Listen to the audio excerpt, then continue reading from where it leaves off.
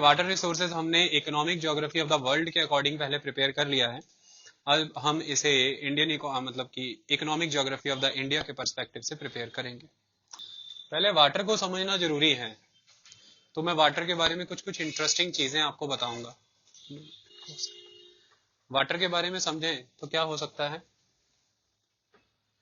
Water की एक खासियत है कि ना आप वाटर को ऐड कर सकते हैं एटमॉस्फेयर में से, ना आप वाटर को सब्सट्रैक्ट कर सकते हैं एटमॉस्फेयर में से।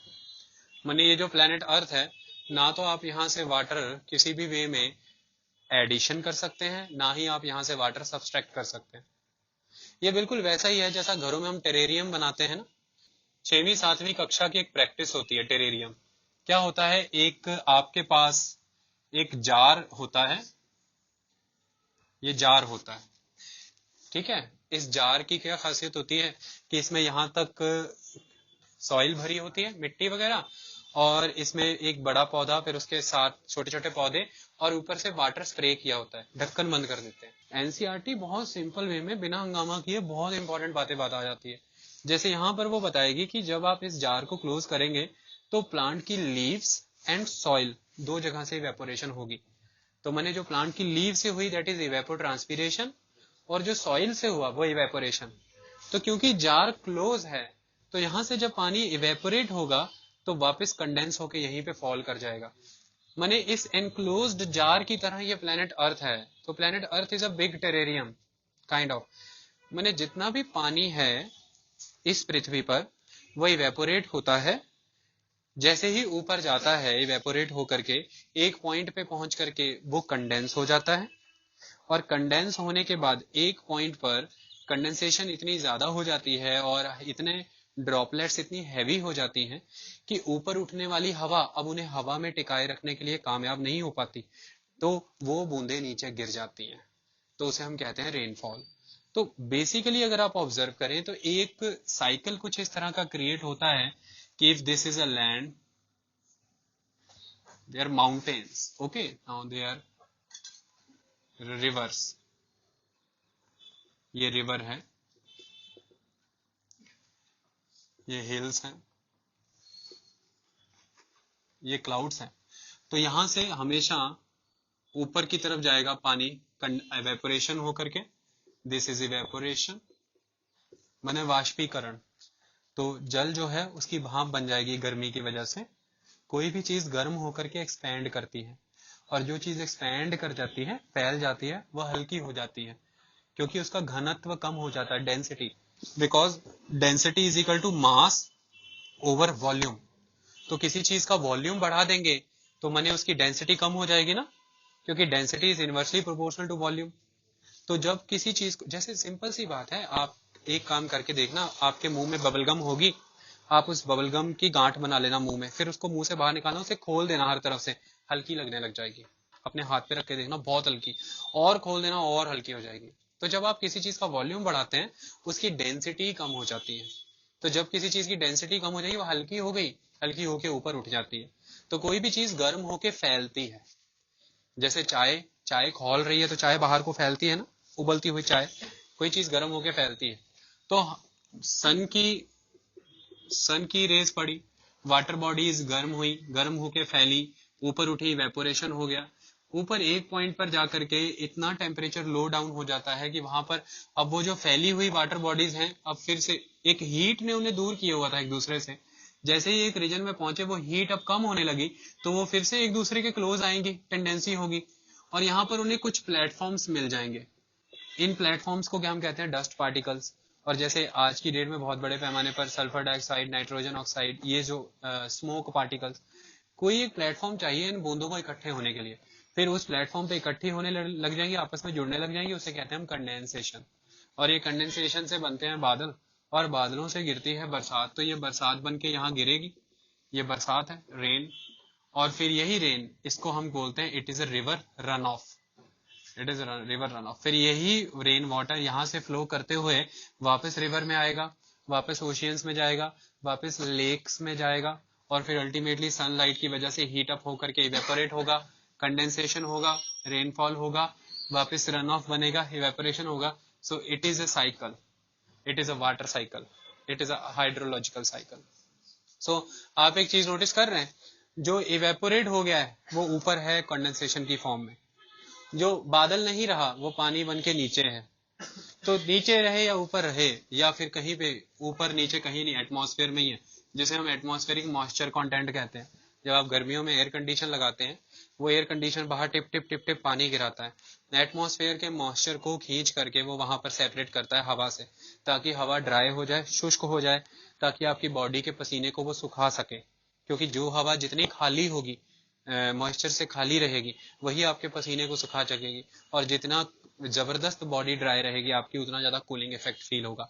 That is a simple working of the air conditioner. So ultimate aspect इसकी या तो एटमॉस्फेयर में रहेगा, या कंडेंसेशन की फॉर्म में रहेगा, या रिवर की फॉर्म में, या लेक की फॉर्म में। पानी ऑल इन ऑल प्लेनेट पे रहता है, ना एक बूंद पानी की आज तक जुड़ी है, ना एक बूंद पानी की कभी खत्म होगी। तो सदियों पहले अमेज़न रिवर में बहने वाला पानी हो सकता है पंजाब हरियाणा के खेतों में आज बारिश के जरिए खेतों में लग रहा हो। पूरे प्लेनेट का पानी इधर उधर घूम रहा है। ठीक है जी, इतनी बात समझ में आई।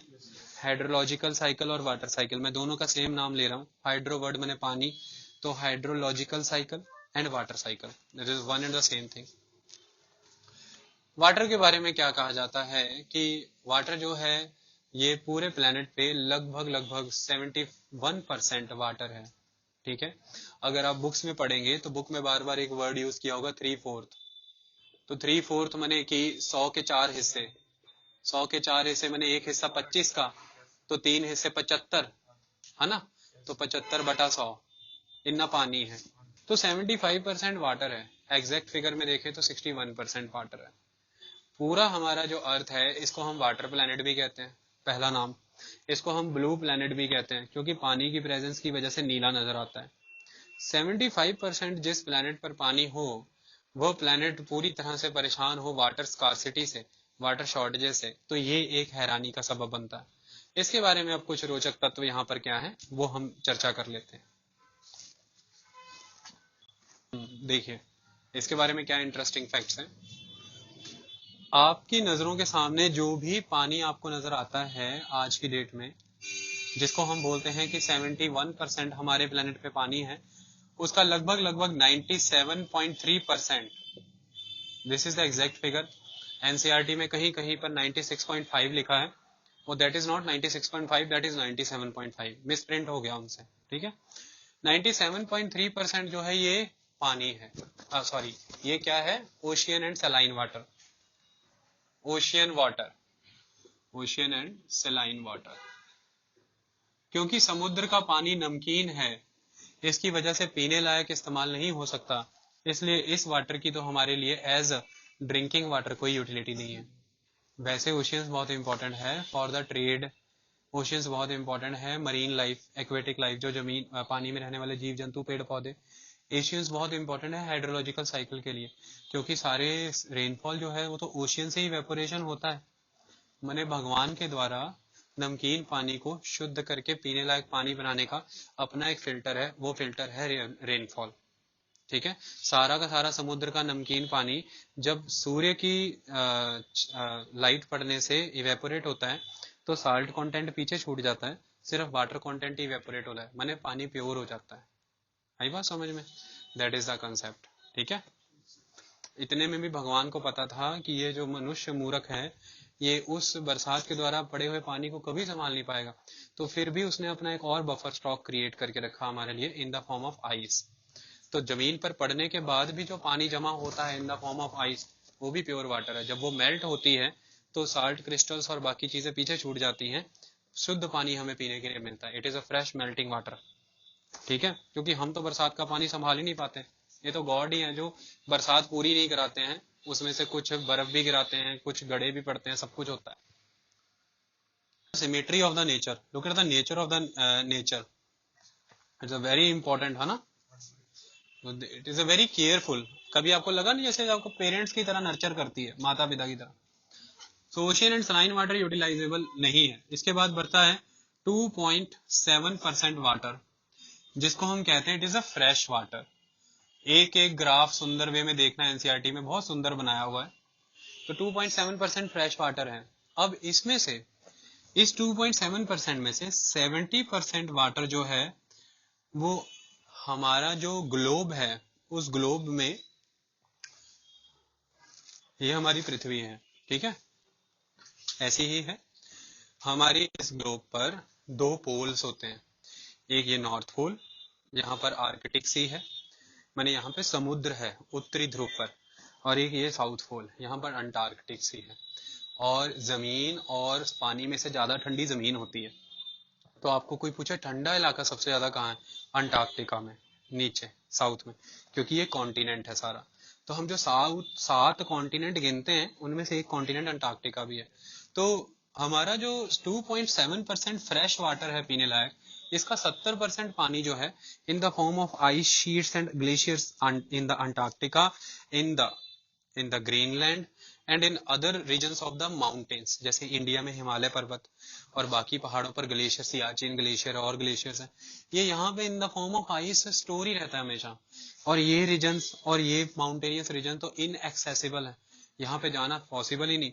तो ये पानी हमारी रीच से ही बाहर है, हम इसको यूज ही नहीं कर पाते इसके। और अगर हम इस पानी को इस्तेमाल करने के लिए इसे ट्रीट भी करने लगेंगे, इसके बहुत ही दूरगामी परिणाम होंगे, जो ग्लोबल वार्मिंग की वजह से आप देख सकते हैं। इस बर्फ के पिघलने से समुद्र का जलस्तर बढ़ने लगा है, जिसकी वजह से कई आइलैंड्स डूबने लगे हैं। तो इसको तो छेड़ना ही ठीक नहीं है भगवान के मुताबिक, इसको तो रहने दो। तो 2.7% का 70% भी तो हम यूज ही नहीं कर पा रहे। नोटिस कर लिया ना आपने, ये भी तो हम यूज ही नहीं कर पा रहे अल्टीमेटली। तो अल्टीमेटली बच क्या रहा है हमारे पास? अब हमारे पास बचा है सिर्फ और सिर्फ 2.7 का 70% निकाल लें, सिर्फ और सिर्फ 0.3% पानी, और वो पानी हम पीने लायक हैं। तो इसको समझाया है राइटर ने किस तरह से किताब में, एनसीईआरटी में, कि एक जार में आप 2 लीटर पानी डालिए, 2 लीटर मैंने 2000 ml मिलीलीटर है ना, तो 2 लीटर पानी डालिए, मैंने ऐसी 2 बोतलें, उसमें से 12 चम्मच पानी निकाल के रख लीजिए। तो वो 12 चम्मच पानी जो आप निकाल के रखेंगे, उसमें से लगभग लगभग मोटा मोटी 9 चम्मच जो बनते हैं वो है आइस शीट्स, ठीक है।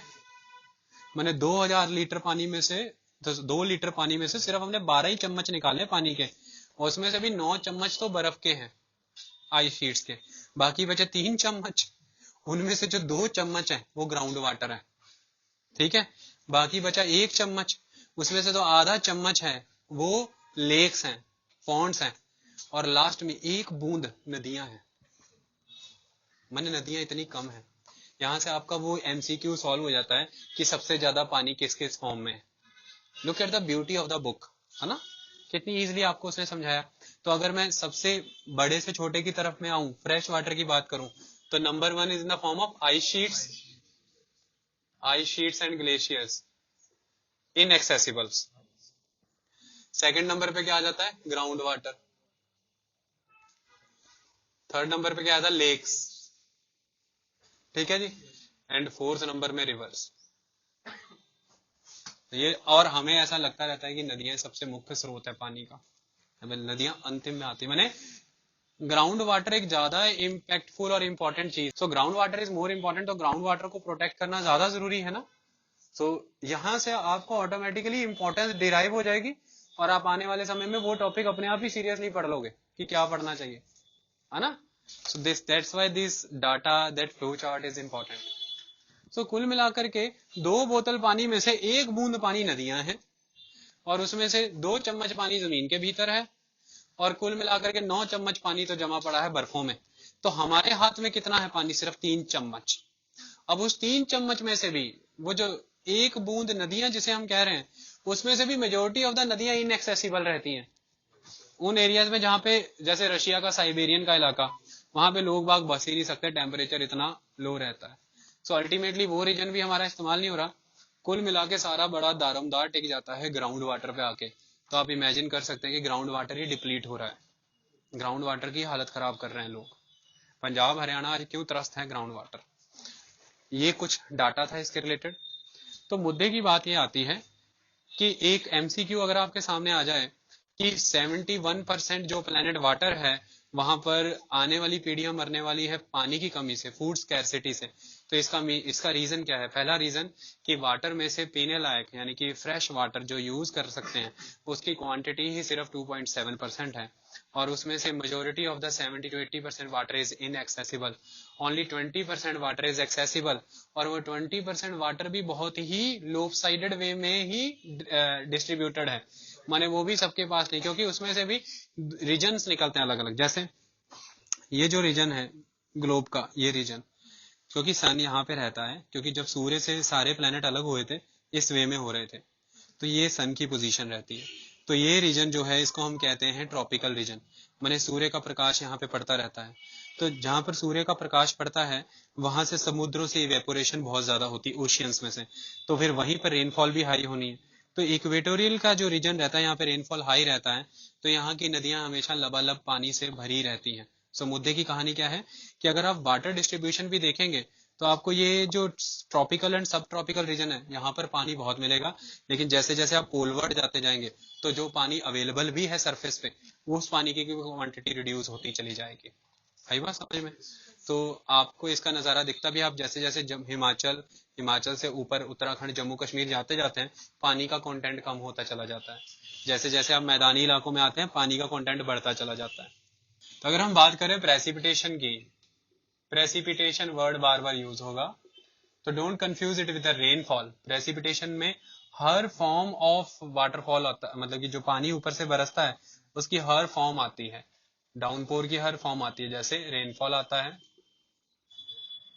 जैसे स्नो और स्लीट इसी की फॉर्म है, जैसे हेल स्टॉर्म्स आते हैं, गड़े पड़ना। So rainfall, snow, sleet, hail storms ये सारा कुछ इसी का पार्ट है, ठीक है। इसको हम प्रेसिपिटेशन कहते हैं।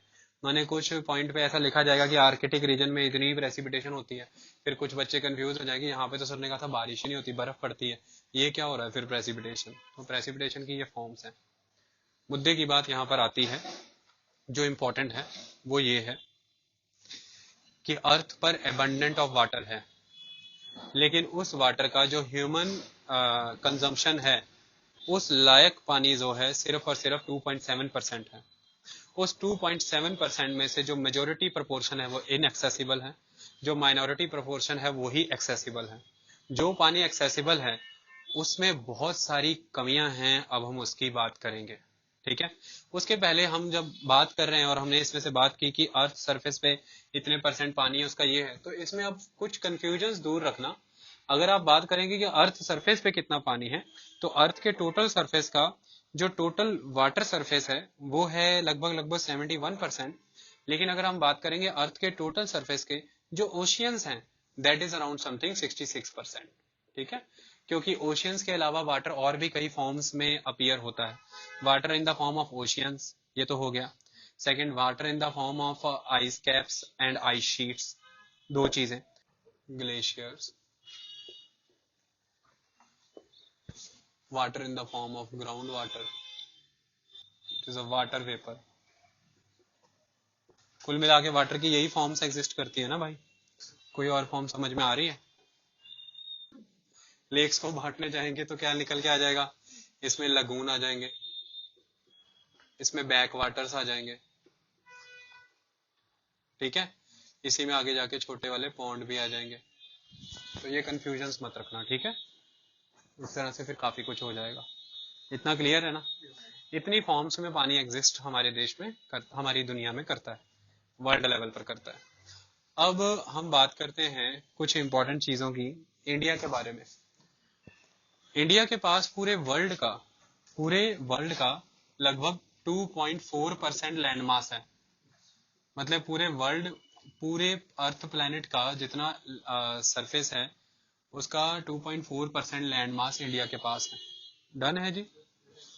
और इंडिया के पास पूरे वर्ल्ड की 4% रेनफॉल होती है।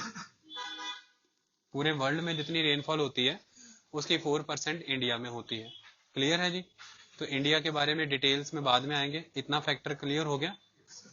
अब हमने जब बात की कि एक वाटर बॉडी ने इतना बड़ा प्रोपोर्शन कवर किया हुआ है पूरे अर्थ सरफेस का 66%, तो कुछ छोटी छोटी बातें उसके बारे में बता देता हूं आपको।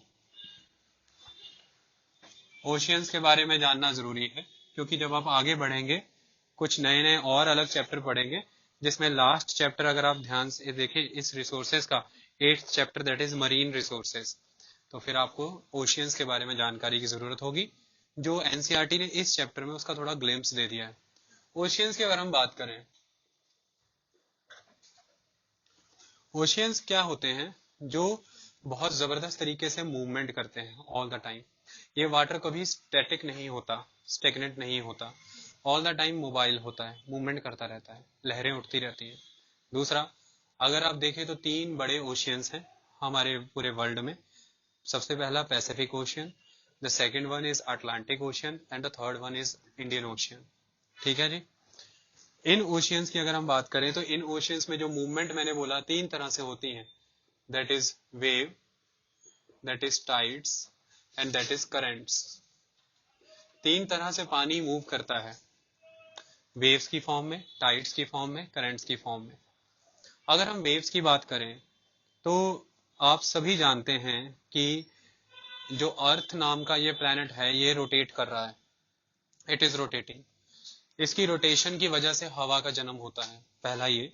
दूसरा, अर्थ के ऊपर डिफरेंट डिफरेंट लोकेशन पर डिफरेंट डिफरेंट टेम्परेचर होता है, और डिफरेंट डिफरेंट टेम्परेचर होने की वजह से प्रेशर भी डिफरेंट डिफरेंट होता है।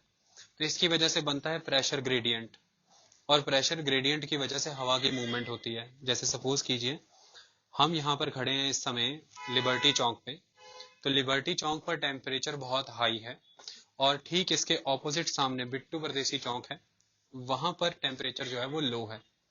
तो यहाँ पर लिबर्टी चौक पर जहाँ टेम्परेचर हाई है, यहाँ पर सन की ज्यादा लाइट रिसीव हो रही है, तो ऑटोमेटिकली यहाँ से हवा फैलेगी, और जहां से हवा फैलेगी तो वहां पर प्रेशर क्या हो जाएगा, लो, क्योंकि हवा की डेंसिटी कम हो गई ना, तो हवा फैल के ऊपर उठ गई। जब हवा फैल के यहाँ से ऊपर उठ गई तो यहाँ पर क्या क्रिएट हो गया, फिल इन द ब्लैंक, खाली स्पेस, जिसको शुद्ध भाषा में कहे तो वॉइड। एक वॉइड क्रिएट हुआ। मैंने यहाँ पे 10 किलो हवा थी लिबर्टी चौक में, सन की तेज लाइट पड़ी, हवा एक्सपैंड हुई, हल्की हुई, ऊपर उठ गई, तो अब यहाँ पे सिर्फ 1 किलो हवा रह गई, 4 किलो ऊपर उठ गई। लेकिन इसके कंपैरिजन में वो जो बिट्टू परदेसी चौक था, वहां पर भी 5 किलो हवा थी, सन की लाइट इतनी स्ट्रांग नहीं थी, हीट सरफेस इतना ज्यादा हीट अप नहीं हुआ। दो कंडीशन है, या तो सन की लाइट तेज ही होगी, या सरफेस का नेचर ऐसा होगा कि वो हीट अप नहीं हुआ। तो जैसे ही उस 5 किलो हवा में से सिर्फ 1 किलो हवा ऊपर उठी एक्सपैंड होके, अभी भी उसके पास उस रीजन में 4 किलो हवा है। जैसे ही उस 4 किलो हवा को दिखा कि यहाँ पर स्पेस क्रिएट हो गया वॉइड, वो फटाफट वहां से इस रीजन की तरफ रश करेगी, वॉइड रीजन की तरफ। मैंने जैसे पार्क में खेलने के समय आपको एक फिसलन पट्टी नजर आती थी, जिसको हम क्या कहते हैं इंग्लिश में, स्लाइड्स। तो वैसा ही एक ग्रेडियंट बनेगा बिट्टू परदेसी चौक से लिबर्टी चौक तक के बीच में। तो वो हवा 3 किलो वहां से यहाँ पे आके स्पेस को फिल करेगी। तो आपको फील होगा, अगर आप चौक पे सेंटर में खड़े हैं कहीं पर, तो आपके बाल इधर को उड़ रहे होंगे कैम्ब्रिज की तरफ, हवा वहां से यहाँ को आ रही होगी। माने ऑलवेज जो विंड है वो हमेशा हाई प्रेशर से लो प्रेशर एरिया की तरफ मूव करती है, इस तरह से। इसको कहते हैं प्रेशर ग्रेडियंट। और ये प्रेशर ग्रेडियंट हमेशा क्रिएट होता है, क्यों? क्योंकि प्रेशर और टेम्परेचर का इनवर्सली प्रोपोर्शनल रिलेशन है। जब मैं बार बार कहूं प्रेशर, तो वैसे साइंस की थ्योरी के अकॉर्डिंग अगर आप जाएंगे तो PV is equal to NRT, माने वहां पे pressure is directly proportional to temperature, लेकिन that is when volume is kept constant. जब व्हेन वॉल्यूम इज कांस्टेंट, जब आप इस बंद बोतल का, इस बंद बोतल में जो हवा है, जब आप नीचे से टेम्परेचर बढ़ाएंगे तो इस बंद बोतल में हवा जो है वो फैलेगी। हवा जितनी फैलेगी इस बोतल की दीवारों से जाके टच होगी। आप और गर्म कर रहे हैं, वो और फैलने का प्रयास करेगी, दीवारों पे और ज्यादा जोर से लगेगी, लेकिन बंद है बोतल, बाहर नहीं जा सकती।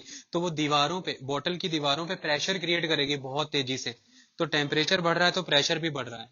लेकिन जैसे ही ये बोतल का ढक्कन खोल दूं, वॉल्यूम कांस्टेंट नहीं है, तो वैसे ही वो हवा बाहर निकल के फैल के ऊपर उड़ जाएगी, तो बोतल क्या हो जाएगी, खाली। तो यहाँ पे प्रेशर क्या हो गया, लो। तो अर्थ एक ओपन एटमॉस्फेयर है, यहाँ पे टेम्परेचर बढ़ने से प्रेशर लो होता है, एटमॉस्फेरिक प्रेशर लो। तो अगर कोई आपको गच्चा दे कि बेटा वैसे तो temperature is directly proportional to pressure, तो समझा देना सर जब वॉल्यूम कांस्टेंट होता है तब। यहाँ पे वॉल्यूम कांस्टेंट नहीं है, टेम्परेचर बढ़ा प्रेशर घट गया, और टेम्परेचर घटा तो प्रेशर बढ़ गया।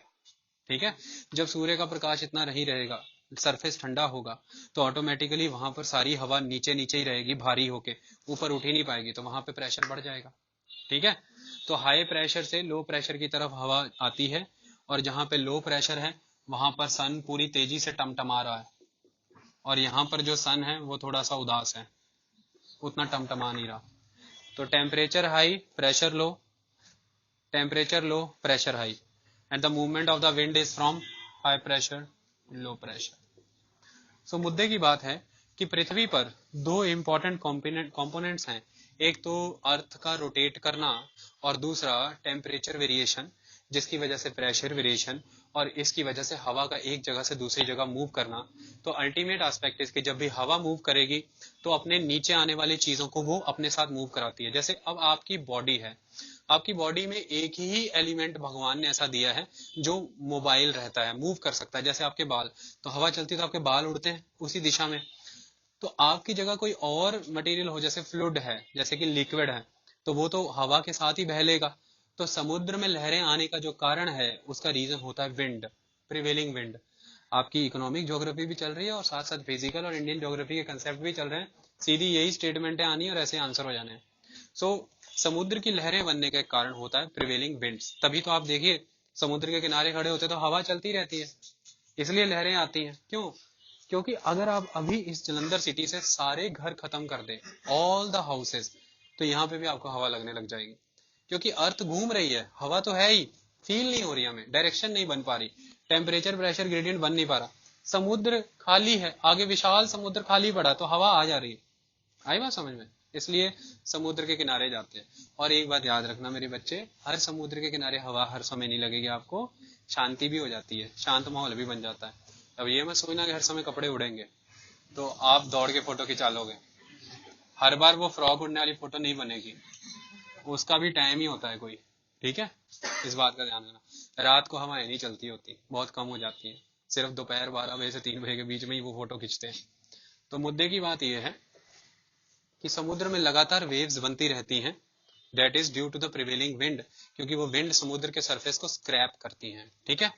आगे टाइड्स, जो वाटर है उसका एक रिलेशन है ग्रेविटेशन के साथ। जो वाटर है वो अर्थ के ऊपर है और अर्थ में एक ग्रेविटी है, इसलिए तो वाटर को बाउंड करके रखा ना, आपको मुझको बाउंड करके रखा। वरना आपने कभी ऐसा सुना नहीं, ऐसा कभी दिमाग में सोचा नहीं कि ये जो अर्थ है ये सारा पानी गिर क्यों नहीं जाता कहीं नीचे, कहीं इस पृथ्वी के नीचे भी तो कुछ होगा ही वहां। जैसे आपकी एक प्रॉब्लम है, क्योंकि आप पृथ्वी पर हैं तो आपको पृथ्वी के नीचे नहीं दिखता, तो नीचे कोई नीला आसमान नहीं दिखता, सिर्फ लैंड दिखता है। पृथ्वी से ऊपर जाइए थोड़ा एरोप्लेन, थोड़ा और रॉकेट में, तो आपको अर्थ और अर्थ के नीचे का भी हॉलो स्पेस, सारा ओपन स्पेस दिखने लग जाएगा। तो पृथ्वी पे खड़े होकर सिर्फ लैंड दिखता है, लेकिन पृथ्वी से ऊपर फिर आसमान दिखता है। ऐसा आसमान पृथ्वी के नीचे भी है, एक पृथ्वी के ऊपर है, माने आसमान आपके ऊपर है, आपके नीचे भी है, आपको दिखता नहीं, आपकी लिमिटेशन है। तो ये पानी नीचे भी तो गिर सकता है। ऐसे पता लगा कि सारा पानी ढक गया धरती तो सारा कुछ खाली हो, क्यों? ग्रेविटी ने बाउंड करके रखा है। क्यों? क्योंकि हर चीज जो है इस पृथ्वी पर वो एटम से बनी है और उसमें वाइब्रेशन है, और जिस चीज में वाइब्रेशन है तो माने उसमें कोई ना कोई मास है, कंटेंट है, तो वो एक फोर्स के तरफ प्रति बाउंड तो रहेगा। तो वाटर मॉलिक्यूल्स भी ग्रेविटी के प्रति बाउंड तो रहेंगे ही, तो ग्रेविटी ने बाउंड करके रखती है। इसी तरह से पृथ्वी के इर्द गिर्द कुछ और भी ऐसे कण हैं जो पृथ्वी को खींचने का दम रखते हैं। जैसे मून है, जो अर्थ का सैटेलाइट है, मून अर्थ के बहुत क्लोज है, लेकिन सन भी है, सन का साइज बहुत बड़ा है लेकिन उसका डिस्टेंस भी बहुत है। तो ये जो अर्थ है इसके अराउंड ये जो सन है, सन के अराउंड अर्थ चक्कर लगाती है, ये सन के अराउंड चक्कर लगाएगी, और अर्थ के अराउंड अर्थ का मून चक्कर लगाता है, ये मून अर्थ के अराउंड घूमता है। तो मून अर्थ के अराउंड, अर्थ सन के अराउंड, और मतलब ये दोनों मिलके सन के अराउंड घूमते रहते हैं। इसमें कई बारी ऐसी पोजीशन दिन में बनती ही रहती हैं कि ये जो मून है घूम करके यहाँ आया होता है। जब मून यहाँ पर होता है तब सन की रेज, अब इसमें एक खास बात है कि मून की अपनी कोई लाइट नहीं, जैसे अर्थ की भी अपनी कोई लाइट नहीं, इस सभी सारी पृथ्वी पर और सभी ग्रहों पे प्रकाश सूर्य का है, इसलिए सूर्य सबसे महत्वपूर्ण है, इंपॉर्टेंट है, वो सबको लाइट देता है। Because sun is a star, और स्टार की क्वालिटी होती है कि वो लाइट, अपनी लाइट खुद से क्रिएट करता है। प्लेनेट में अपनी कोई लाइट नहीं होती, वो लाइट लेता है। सो द कंसेप्ट इज, जब मून भी अर्थ जैसे मटेरियल से ही लगभग बना है तो मून में अपनी कोई लाइट नहीं होगी, तो ये तो चंदा मामा आपको चमकता दिखता है, जब भी अमावस्या, जैसे मस्या की रात कहते हैं, it is a time of new moon, वहां से उस दिन से नया चंद्रमा बनना शुरू होता है। अगले दिन थोड़ा सा मून दिख जाएगा, देखना। तो उस दिन मून अर्थ एंड सन के सेंटर में, बीच में आ गया है। तो सन से आने वाली सारी लाइट जो मून पे फॉल कर रही है, उसके बाद ये जो अर्थ पे गिर रही है। अब ये मून इस तरह से मून है, यहाँ से सन की लाइट है, यहाँ पे आप हैं। सन के फेस मून के फेस पे लाइट ही नहीं पड़ रही, तो आपको मून दिख ही नहीं रहा, तो अमावस्या के दिन मून नहीं दिखता।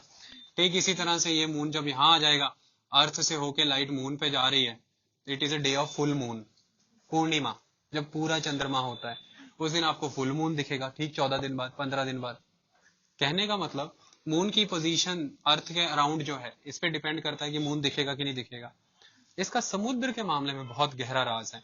जब भी मून की पोजीशन न्यू मून, या जब भी मून की पोजीशन फुल मून होगी, तब उस समय अर्थ, मून एंड सन एक लाइन में होंगे। और जब ये दोनों एक लाइन में होंगे, तो इन दोनों की अट्रैक्शन फोर्स, जो अर्थ का पानी है, उसे खींचेंगे बहुत जबरदस्त तरीके से, और इसको हम कहते हैं स्प्रिंग टाइड्स। उस दिन बहुत बड़ी बड़ी लहरें बनती हैं। तो आप अक्सर देखेंगे, भविष्यवाणी भी आती है अखबारों में, न्यूज चैनल में, आज स्प्रिंग टाइड है, अपने मछुआरे समुद्र के गहराई में मत जाएं, जो लोग हैं बीचेस पे ना जाएं, इतने बजे के बाद वापस आ जाएं। तो उसका मतलब क्या होता है कि उस दिन ये जो वेव्स हैं, ये मून एंड सन की अट्रैक्शन की फोर्स की वजह से बहुत ही बड़ा रूप धारण कर चुकी होती हैं, और बहुत तेजी से शोर किनारे की तरफ जाती है, ऊंची ऊंची लहरें होकर के। तो ये दोनों दिनों में ऐसा होता है, क्यों? क्योंकि मून एंड सन दोनों ही इस वाटर को अपनी तरफ अट्रैक्ट करते हैं, लेकिन मून का इम्पैक्ट टाइड बनाने में ज्यादा होता है, सन का इम्पैक्ट कम होता है, बट दोनों का होता है। तो जब भी न्यू मून और फुल मून होगा, तब तो स्प्रिंग टाइड बनेगी, बड़ी टाइड। लेकिन जब मून यहाँ होता है, first quarter and third quarter, moon के 4 क्वार्टर होते हैं, ठीक है? First quarter, second quarter, third quarter, fourth quarter. अगर एक एक्सपेरिमेंट देखना चाहते हो तो दिखा देता हूँ। सपोज कीजिए, now this is earth, okay? तो मून घूम रहा है,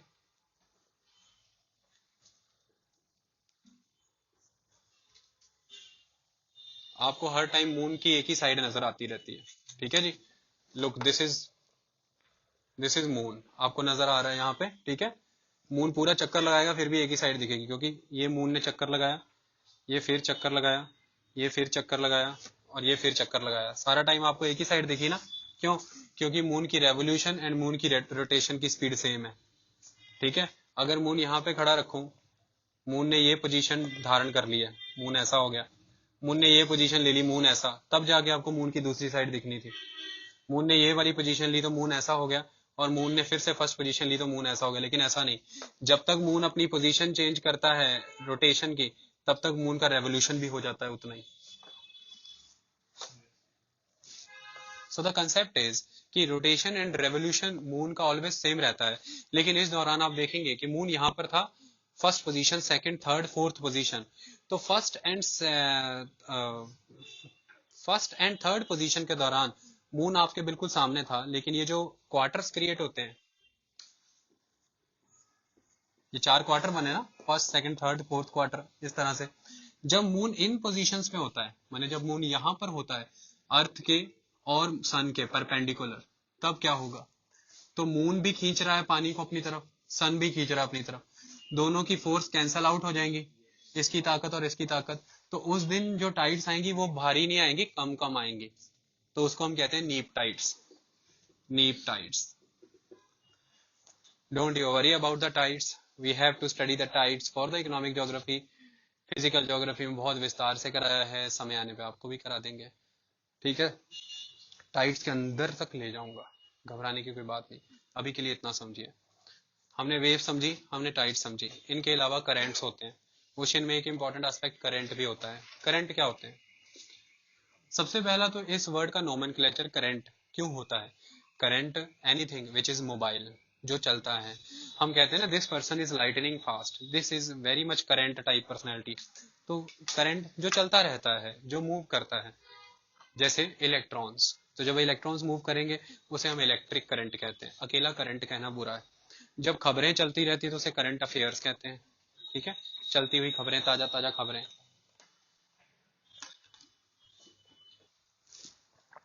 तो करंट क्या होता है? आप जब समुद्र की गहराई में जाएंगे या किनारों पर आप देखेंगे शांत वे में पानी एक पर्टिकुलर डायरेक्शन में फ्लो कर रहा है रिवर्स की तरह। इसलिए जिस तरह से रिवर का वाटर होता है उसे रिवर करंट कहते हैं, इसी तरह से ओशियंस का होता है उसे ओशियन करंट कहते हैं। तो पानी आप देखेंगे शांत वे में मूव कर रहा है एक पॉइंट से दूसरे पॉइंट पे। ये क्यों होता है, इसके रीजंस होते हैं क्या? किसी भी चीज का एक लॉजिक होता है, बिना लॉजिक के यहाँ पर ये है कि जो इक्वेटर का रीजन है सन सारा वाटर वार्म होता है और पानी गर्म होकर फैलता है। तो इक्वेटर के रीजन पर जब सनलाइट फॉल करती है तो पानी गर्म होकर फैलता है, तो पानी फैल करके किधर जाएगा? ऑपोजिट डायरेक्शंस में। तो पानी नॉर्थ और साउथ पोल की तरफ जाता है। ये डन। जब ये पानी नॉर्थ पोल और साउथ पोल की तरफ जा रहा है यहाँ से, इसका बिल्कुल उल्टा जो नॉर्थ पोल और साउथ पोल्स हैं, यहाँ पर बहुत बड़े पैमाने पर आइस मेल्ट होता है, और जब आइस मेल्ट होता है तो एनर्मस क्वांटिटी ऑफ वाटर एक्यूमुलेट होता है। तो ये बिल्कुल वैसा ही है, अगर आप अपने घर पर, अगर आपके पास टब है तो आप टब के एक रीजन में पानी ज्यादा करना वो उछल के इधर को आता है, फिर दूसरे रीजन में करना वो उछल के इधर के आएगा। तो जो ये रीजन है यहाँ पर इनफ्लक्स ऑफ वाटर बहुत हैवी होता है, बर्फ के पिघलने से बहुत ज्यादा पानी की मात्रा बढ़ती है, तो ये नीचे की तरफ आता है। तो नॉर्थ पोल और साउथ पोल से पानी इक्वेटर की तरफ आते हैं। वो कौन से करंट होंगे? ठंडा पानी, क्योंकि वाटर करंट दो तरह का होता है, ठंडा पानी, गर्म पानी। इसकी बहुत बड़ी खासियत है। तो नॉर्थ पोल और साउथ पोल से आप देखेंगे तो ठंडे पानी ऊपर की तरफ आएंगे, माने इक्वेटर की तरफ, और इक्वेटर से गर्म पानी कहाँ जाएंगे? साउथ पोल और नॉर्थ पोल की तरफ। गर्म ठंडे की तलाश में, ठंडा गर्म की तलाश में प्रकृति ऐसे ही चलती है। हर किसी को किसी की तलाश है और वो उसे चाहता है, बस नेचर ये हमें सिखाती है। तो मुद्दे की बात है, आप जब ज्योग्राफी पढ़ेंगे एनसीईआरटी से, बहुत सुंदर पहला मैप आएगा जिसमें बड़े सुंदर वे में मेन मेन रिवर्स दिखाई होंगी। Please don't ignore that map. इस तरह से वो रिवर की छाप, इससे सुंदर मैप वर्ल्ड में किसी और किताब में है ही नहीं। आपको मोटी मोटी रिवर सीधी सीधी पता लग जाएगी किस किस कॉन्टिनेंट में। तो पहले कॉन्टिनेंट वाइज रिवर देखिए, कंट्री वाइज जरूरत ही नहीं। फिर एक मैप आएगा जिसमें बहुत सुंदर वे में मेन मेन वाटर करंट, तो लाल लाल वाले वाटर करंट हॉट वाले और नीले नीले वाटर करंट कोल्ड वाले। तो पहले मोटे मोटे वाटर करंट देख लेना कि, और सबको देखना ध्यान से, जो गर्म लाल वाले हैं इक्वेटर से नॉर्थ पोल या साउथ पोल जा रहे होंगे, और जो नीले वाले हैं वो नॉर्थ पोल और साउथ पोल से इक्वेटर की तरफ आ रहे होंगे। वाटर करंट पे भी हमें चैप्टर पढ़ना है, फिजिकल ज्योग्राफी में पढ़ लेंगे। तो मुद्दे की बात यह है कि इन्हें हम वाटर करंट कहते हैं और ये कोल्ड और हॉट होते हैं। अब हम बात करते हैं कि हमने ओशियंस के बारे में ये तीन मूवमेंट्स पढ़ी, क्योंकि ओशियन नाम की एक वाटर बॉडी ग्लोब के सरफेस का एक बहुत बड़ा रीजन कवर करती है। That's why it is important. इनका प्रभाव होता है, बहुत इंपॉर्टेंट इम्पैक्ट होता है। अब हम इकोनॉमिक इम्पैक्ट पढ़ते हैं, that's why we are reading economic geography, लेकिन in a little bit manner, in a 7th class manner, ultimate level पे नहीं।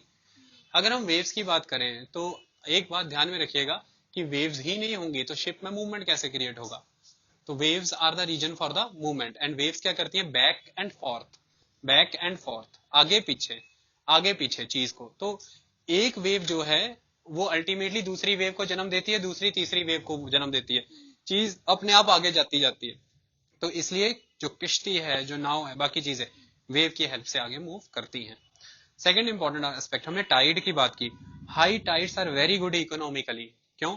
जब हाई टाइड आती है तभी जो शिप्स होते हैं, शिप अक्सर हार्बर मने बंदरगाह, किनारा, शिप अक्सर हार्बर पे कब जाके लगते हैं? वो देख लेते हैं कि न्यू मून है या फुल मून है। तो जब न्यू मून फुल मून की सिचुएशन क्रिएट होती है, उन्हें पता होता है स्प्रिंग टाइड्स का टाइम है, उन्हीं दिनों में वो लैंड करना चाहते हैं किनारों पे, क्योंकि हाई टाइड्स हैं, समुद्र का जो लहरें हैं वो बहुत अंदर तक चली गई हैं किनारे के, तो पानी का कंटेंट बहुत ज्यादा है, तो बिग बिग शिप्स जिनमें बड़ी डेप्थ होती है उनको किनारे तक ले जा सकती। तो हाई टाइड्स का ही रोल है कि शिप को धकेल करके किनारे तक ले जाती हैं, एकदम हार्बर तक पहुंचाती हैं। ये सबसे पहली बड़ी खासियत। दूसरी बड़ी खासियत, ये हाई टाइड्स ही हैं जो बहुत बड़े पैमाने पर मछुआरों को लाभ देती हैं। बहुत सारी ऐसी मछलियां जो थोड़े गहरे समुद्र में या हाई सीज में होती हैं, उन्हें किनारे तक लेकर के आने का काम हाई टाइड्स करती हैं, तो बहुत इजीली हाई टाइड्स लेकर के आती हैं। तीसरा, बहुत बड़े पैमाने पर जो बंदरगाह होते हैं, जो हार्बर्स होते हैं, जो पोर्ट्स होते हैं, वहां पे सिल्ट नदियां आती हैं, नदियां अपना पानी वहां डालती हैं, तो सिल्ट इकट्ठा हो जाता है, मलबा नदियों का। तो जब हाई टाइड्स आती हैं सारा सिल्ट खींच के ले जाती हैं, और उसके बाद किनारा एकदम साफ साफ, ये नेचुरल प्रोसेस है धोने का, धुलाई हो जाती है सारा। जैसे आप पूरे वेड़े जो घर का रैंप होता है जहाँ से गाड़ी में आते पूरा बाल्टियां भर के पानी मारते सारा साफ, ऐसे ही वो हाई टाइड आती सब खींच के ले जाती, बाद में एकदम नीट एंड क्लीन सब साफ, तो शिप्स को आने में इजी रहता है। कुल मिलाकर के इस वे में ये हाई टाइड्स आपके लिए इंपॉर्टेंट रोल प्ले करती हैं, and they are very important.